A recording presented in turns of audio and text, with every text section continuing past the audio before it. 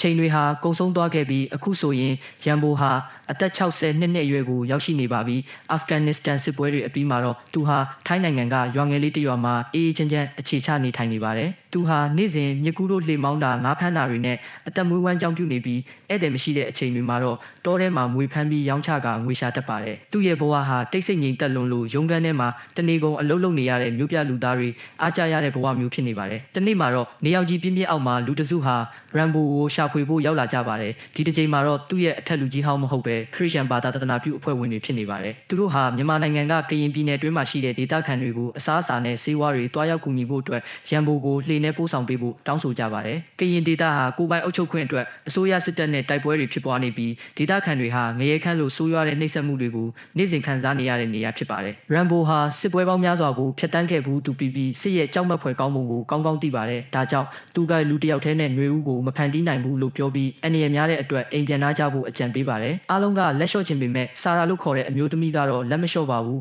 ထိုနေ့ညမိုးတေးထန်စွာရွာသွန်းနေချိန်မှာဆာရာဟာရန်ဘိုစီကိုလာရောက်ပြီးနားဝင်အောင်ဖြောင်းဖြပါတယ်ဆာရာရဲ့စကားပြောကောင်းမှုကြောင့်နောက်ဆုံးမှာတော့ရန်ဘိုဟာစိတ်ပျော့သွားပြီးသူတို့ကိုမြန်မာနိုင်ငံထဲပို့ဆောင်ပေးဖို့သဘောတူလိုက်ပါတယ်နောက်တစ်နေ့မနက်မှာတော့အားလုံးခီးစတင်ခဲ့ကြပါတယ်ခီးစဉ်ဟာအေးလူလူဖြစ်လိမ့်မယ်လို့ထင်ခဲ့ပေမဲ့လမ်းခုလက်မှာရေဓာပြအုပ်စုနဲ့တိုးပါတော့တယ်ဒီဓာပြတွေဟာမြစ်ကြောင်းကိုစိုးမိုးထားပြီးဖြတ်တန်းသွားလာသူတွေကိုငွေညစ်အသက်အန္တရာယ်ပြုနေသူတွေဖြစ်ပါတယ်ရန်ဘိုဟာဒီလိုဖြစ်လာမယ်ဆိုတာကြိုတင်တွက်ဆထားတဲ့အတွက်အားလုံးကိုတိတ်တိတ်နေဖို့တတိပေးပြီးစက်တံမထွက်အောင်လေကိုငြိမ်ငြိမ်လေးမျောလိုက်ပါတယ်ဒါပေမဲ့ဓာပြတွေကတွေ့သွားပြီးလိုက်လံတားဆီးကြပါတယ်ရန်ဘိုကလူတိုင်းကိုကောင်းမှုထားဖို့နဲ့ဓာပြတွေကိုစိုက်မကြည့်ဖို့တတိပေးလိုက်ပါတယ်ဓာပြတွေဟာရန်ဘိုရဲ့လေကိုကတ်လာပြီးငွေတောင်းကြပါတယ်ရန်ဘိုကသူ့မှာရှိတဲ့ငွေတွေကိုပေးလိုက်ပြီးအေးအေးဆေးဆေးပြီးသွားမယ်လို့ထင်ခဲ့ပေမဲ့ဓာပြတွေကလှေပေါ်ကဆာယာကိုမြင်သွားကြပါတယ်မိမလှလေးကိုမြင်တာနဲ့ဓာပြတွေဟာဆာယာကိုသူတို့လေပေါ်လွှဲပေးဖို့အကြက်ကင်ပါတော့တယ်ရန်ဘိုကတခြားပါတောင်းပေးနိုင်ပေမဲ့ဒီမျိုးသမီးကိုတော့မပေးနိုင်ဘူးလို့ပြောလိုက်ပါတယ်ထို့နောက်မှာတော့သူဟာလင်းမြန်တဲ့လက်လှုပ်ရှားမှုနဲ့အတူဖုံးကွယ်ထားတဲ့လက်နက်ကိုထုတ်ပြီးဓာပြအားလုံးကိုမျက်တောင်တစ်ခတ်အတွင်းအသေးသက်လိုက်ပါတော့တယ်ဒါပေမဲ့ဆာယာရဲ့ခင်မုန်းဖြစ်သူမိုက်ကတော့ရန်ဘိုရဲ့လုပ်ရက်ဟာအလွန်ရက်စက်လွန်းတယ်လို့အဖြစ်တင်ပါတယ်ရန်ဘိုသာအခုလိုမလုပ်ခဲ့ရင်ဆာရာတင်မကပဲသူတို့အားလုံးပါတေချေပျက်စီးသွားနိုင်တာကိုမိုက်ကနားမလည်ခဲ့ပါဘူးရန်ဘိုဟာစိတ်ပြတ်သွားပြီးလှေကိုလှည့်ကအိမ်ပြန်ပို့ဖို့ကြိုးစားပါတယ်ဒါပေမဲ့ဆာယာကနောက်တစ်ချိန်ထပ်မံတောင်းပန်ပြီးခီးဆက်ဖို့ပြောတာကြောင့်တတ်မှတ်ထားတဲ့နေရာကိုပို့ပေးခဲ့ပါတယ်ရောက်တဲ့အခါမှာတော့ခင်မုန်းဖြစ်သူမိုက်ကရန်ဘိုကိုစောင့်နေဖို့မလိုတော့ကြောင်းနဲ့သူတို့ဟာရန်ဘိုရဲ့လေကိုနောက်ထပ်မစီးတော့ဘူးလို့စော်ကားမော်ကားပြောဆိုပါတယ်ရန်ဘိုဟာဒီလူမိုက်ရဲ့စကားကိုဂယုမစိုက်ပဲသူ့အိမ်ရှိရာစီလှေမောင်းပြီးပြန်လာခဲ့ပါတယ်တစ်ဖက်မှာတော့ဆာရာတို့ဖွဲ့ဟာရွာငယ်လေးတစ်ရွာကိုရောက်သွားပြီးဒဏ်ရာရနေတဲ့အပြစ်မဲ့ပြည်သူတွေကိုမြင်ရတဲ့အခါဆာရာဟာမျက်ရည်မထိန်နိုင်အောင်ဖြစ်ရပါတယ်သူတို့အဖွဲ့ဟာဝေပုံကြအလုပ်တွေကိုစတင်ကြပါတယ်တချို့ကထောက်ပံ့ရေးပစ္စည်းတွေဝေကြတယ်တချို့ကဘာသာရေးစာပေတွေဟောပြောကြပါတယ်မိုက်ကတော့လူနက်တိဖြစ်ပေမဲ့ဆရာဝန်တယောက်ဖြစ်တာကြောင့်လူနာတွေကိုကုသပေးနေပါတယ်အားလုံးအလုပ်ရှုပ်နေကြစင်မှာပဲရုတ်တရက်ဆိုသလိုအတန်ကြီးတတန်မြည်ဟဲသွားပြီးစစ်တပ်ကရွာကိုဝိုင်းရံကလက်နက်ကြီးတွေနဲ့စတင်တိုက်ခိုက်ပါတော့တယ်ဒီလိုမမျှော်လင့်ပဲအလစ်အငိုက်အတိုက်ခံရတာကြောင့်ရွာသားတွေဟာဘာမှမပြင်ဆင်နိုင်ပဲဘေးလွတ်ရာကိုသာအလူလဲပြေးကြရပါတယ်ဆာယာနဲ့သူမရဲ့ခင်ပွန်းမိုက်တို့ဟာကိုယ့်အသက်ဘေးထက်ဒဏ်ရာရနေတဲ့ရွာသားတွေကိုကူညီရင်းထွက်ပြေးဖို့ကြိုးစားကြပါတယ်ဒီစစ်သားတွေဟာလူသားချင်းစာနာမှုလုံးဝမရှိပဲကလေးလူကြီးမခွဲခြားပဲရွာထဲကိုဝင်ကရက်ဆက်စွာပစ်ခတ်တက်ဖြစ်ကြပါတယ်ထိုရက်ဆက်မှုတွေကြားမှာဆာရာဟာအသက်ရှင်ကျန်ရစ်ပေမဲ့စစ်တပ်ရဲ့ဖမ်းဆီးခြင်းကိုခံလိုက်ရပါတယ်တစ်ဖက်မှာတော့အိမ်မောကျနေတဲ့ရန်ဘိုကိုလူကြီးတစ်ယောက်ကလာရောက်နှိုးပါတယ်သူဟာဆာယာတို့အဖွဲ့ကိုတာဝန်ခံလွတ်လိုက်တဲ့သူဖြစ်ပါတယ်သူကဆာရာတို့အဖွဲ့ဟာပြန်လာရမယ့်ရက်ထက်10ရက်ကျော်လွန်နေပြီဖြစ်ကြောင်းနဲ့ကရင်ပြည်နယ်ကလွတ်မြောက်ရေးတပ်ဖွဲ့တွေစီကတဆင့်ဆာယာတို့အဖွဲ့အဖမ်းခံထားရကြောင်းသိလိုက်ရလို့ရန်ဘိုကိုလာရောက်ကူညီတောင်းတာဖြစ်ပါတယ်တန်ယုံတွေကလည်းစစ်ပွဲအခြေအနေရှုပ်ထွေးတာကြောင့်ဘာမှမလုပ်ပေးနိုင်ပဲငှားရမ်းထားတဲ့တိုက်ခိုက်ရေးသမားတစုကိုသာလွှတ်ပေးနိုင်ခဲ့ပါတယ်ဒါကြောင့်ရန်ဘိုအနေနဲ့ဒီတိုက်ခိုက်ရေးသမားတွေကိုလမ်းပြအဖြစ်ခေါ်ဆောင်သွားပေးဖို့တောင်းဆိုပါတယ်ရန်ဘိုဟာလက်နက်စွန့်ထားတာကြာပြီဖြစ်ပေမဲ့ဆာရာတို့ရဲ့အသက်ဘေးအတွက်ပြန်လည်တိုက်ခိုက်ဖို့ဆုံးဖြတ်လိုက်ပါတယ်နောက်တစ်နေ့မှာတော့ရန်ဘိုနဲ့တိုက်ခိုက်ရေးအဖွဲ့ဟာခီးစတင်ခဲ့ပြီးမကြာခင်မှာပဲလွတ်မြောက်ရေးတပ်ဖွဲ့ကလမ်းပြ2ယောက်နဲ့ဆုံပါတယ်သူတို့ကဆာယာတို့အဖွဲ့ကိုစစ်စခန်းတစ်ခုမှာပိတ်လောင်ထားကြောင်းပြောပြပါတယ်စစ်စခန်းမှာရန်သူအင်အားအလွန်များတာကြောင့်အစီအစဉ်တကျလှုပ်ဆောင်ဖို့ပြင်ဆင်ကြပါတယ်ရန်ဘိုကသူ့ရဲ့လက်နက်တွေကိုထုတ်ပြီးအဖွဲ့နဲ့အတူလိုက်ဖို့ပြင်တဲ့အခါတိုက်ခိုက်ရေးအဖွဲ့ခေါင်းဆောင်ကအဖိုးကြီ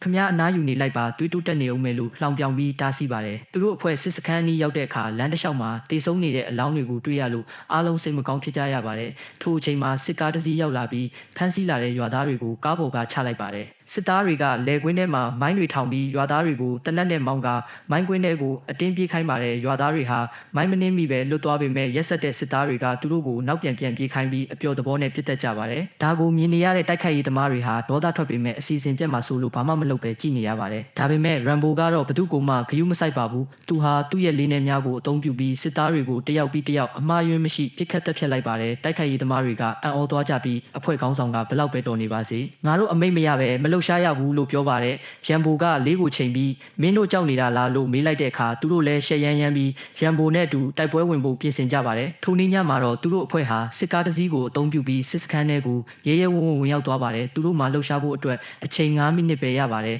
အဖွဲ့ဝင်တယောက်ကအမြင့်ကနေတနက်နဲ့ပြစ်ကူပေးပြီးကျန်တဲ့သူတွေကအကျဉ်းသားတွေကိုရှာကြပါတယ်ရမ်ဘိုဟာဆာရာတို့အဖွဲ့ကိုမြက်ဆက်ဆံပဲရှာတွေ့ခဲ့ပေမဲ့ဆာရာကိုတော့စစ်ဗိုလ်ကခေါ်ထုတ်သွားပြီးဖြစ်ပါတယ်ရမ်ဘိုဟာကျန်တဲ့သူတွေကိုကြိုးဖြေပေးပြီးကဲထုတ်လာတဲ့အကျဉ်းသားတွေကိုခိတ္တဆောင်ခိုင်းပြီးတစုံတယောက်လာကြိုးလိုက်မယ်လို့မှာကြားခဲ့ပါတယ်ထို့အချိန်မှာစစ်သားတွေဟာတချင်းတန်တွေနဲ့ပျော်ပါနေကြပြီးအခွင့်ကောင်းကိုအသုံးချကရမ်ဘိုဟာဆာရာကိုလိုက်ရှာပါတယ်ဆာရာကိုစစ်သားတယောက်ကအနိုင်ကျင့်ဖို့ကြိုးစားနေတာကိုတွေ့လိုက်ရပေမဲ့လှုပ်ရှားဖို့တတ်မှတ်ထားတဲ့အချိန်ကကုံဆုံးသွားပါပြီးအမြင့်ကနေပြစ်ကူပေးနေတဲ့တနက်သမားကအဆောင်တွေကိုပြစ်ခတ်ပြီးလမ်းဖွင့်ပေးပါတယ်တိုက်ခိုက်ရေးအဖွဲ့ခေါင်းဆောင်ကရမ်ဘိုကိုအမြန်ထွက်လာဖို့တတိပေးပေမဲ့ရမ်ဘိုကတော့ဆာရာကိုကယ်ဖို့အတွက်ကြံရစ်ခဲ့ပါတယ်နောက်ဆုံးမှာတော့အဖွဲ့ခေါင်းဆောင်ဟာတခြားသူတွေကိုခေါ်ပြီးဘေးကင်းရာကိုထွက်ခွာသွားပါတယ်ဒါပေမဲ့အမြင့်ကနေပြစ်ကူပေးတဲ့တနက်သမားကတော့သူ့ရဲ့ရဲဘော်ရမ်ဘိုကိုတယောက်တည်းပြစ်မထားနိုင်တာကြောင့်အတူတူတိုက်ပွဲဝင်ဖို့ဆုံးဖြတ်ပြီးကြံရစ်ခဲ့ပါတယ်ဆာရာအနေနဲ့ကြုံနေချိန်မှာရမ်ဘိုဟာရုတ်တရက်ပေါ်လာပြီးသူမကိုကယ်တင်လိုက်ပါတယ်သူဟာရက်ဆက်တဲ့စစ်သားကိုလက်ပလာနဲ့တင်အတိတက်လိုက်ပြီး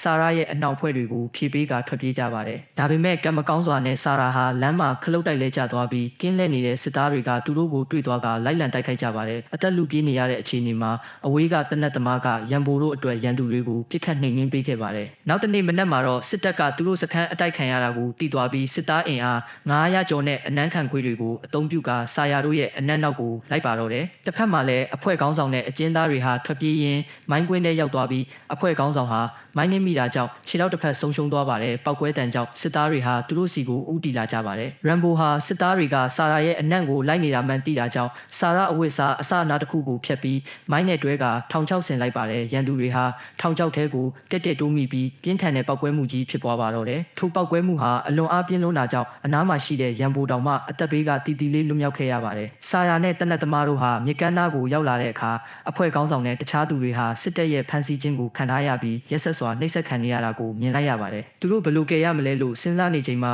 ရန်ဘိုဟာရုတ်တရက်ပေါ်လာပြီးစစ်ကားပေါ်ကဆက်တနက်ကြီးကိုတိမ့်ပိုက်ကရန်သူတွေကိုအယူမူစတင်ပစ်ခတ်ပါတော့တဲ့ရန်ဘိုရဲ့တရက်ဆက်ပစ်ခတ်မှုကြောင့်ရန်သူတွေဟာဖျို့ဖျဲဖြစ်ကုန်ပါတယ်အဖွဲ့ခေါင်းဆောင်နဲ့ကြံတဲ့သူတွေလည်းအခွင့်ကောင်းကိုအသုံးချကရန်သူလက်နက်တွေကိုလူယူပြီးပြန်လည်တိုက်ခိုက်ကြပါတယ်ရန်သူတွေဟာပွေရွက်စိတ်အုပ်လိုများပြားလွန်းတာကြောင့်ရန်ဘိုမှာခဲယမ်းကုန်ခါနီးဖြစ်လာပြီးအခြေအနေပြန်လည်ဆိုးရွားလာပါတယ်ဒါပေမဲ့အချိန်ကိုက်မှာပဲကရင်လွတ်မြောက်ရေးတိုက်ခိုက်ရေးသမားတွေရောက်ရှိလာပြီးကူညီတိုက်ခိုက်ပေးကြပါတယ်တိုက်ပွဲဟာအလွန်ပြင်းထန်လာပါတယ်ရန်ဘိုဟာဒဏ်ရာအချို့ရခဲ့ပေမဲ့အလျှော့မပေးဘဲရန်သူလေနဲ့စစ်ကြောင်းတွေကိုလက်နက်ကြီးတွေနဲ့အပြတ်တက်ချေမှုန်းလိုက်ပါတယ်စစ်ဗိုလ်ချုပ်ဟာထွက်ပြေးဖို့ကြိုးစားပေမဲ့ရန်ဘိုရဲ့ဓာချက်အောက်မှာတင်အသက်ပြောက်သွားပါတော့တယ်တိုက်ပွဲအပြီးမှာတော့ရန်ဘိုဟာတောင်ကုန်းပေါ်ကနေအားလုံးကိုနှုတ်ဆက်ကသူ့ရဲ့ဇာတိမြေစီကိုပြန်လည်ထွက်ခွာသွားပါတယ်ဒီစကားဟာအလွန်ကြမ်းတမ်းတဲ့မြင်ကွင်းတွေပါဝင်ပေမဲ့စစ်ပွဲရဲ့ရက်ဆက်ကြောင်းမဖွယ်ကောင်းပုံကိုအရှိတိုင်းဖော်ပြထားတာဖြစ်ပါတယ်ဒီဇလန်ကိုအဆုံးထိနားဆင်ပေးတဲ့အတွက်ကျေးဇူးတင်ပါတယ်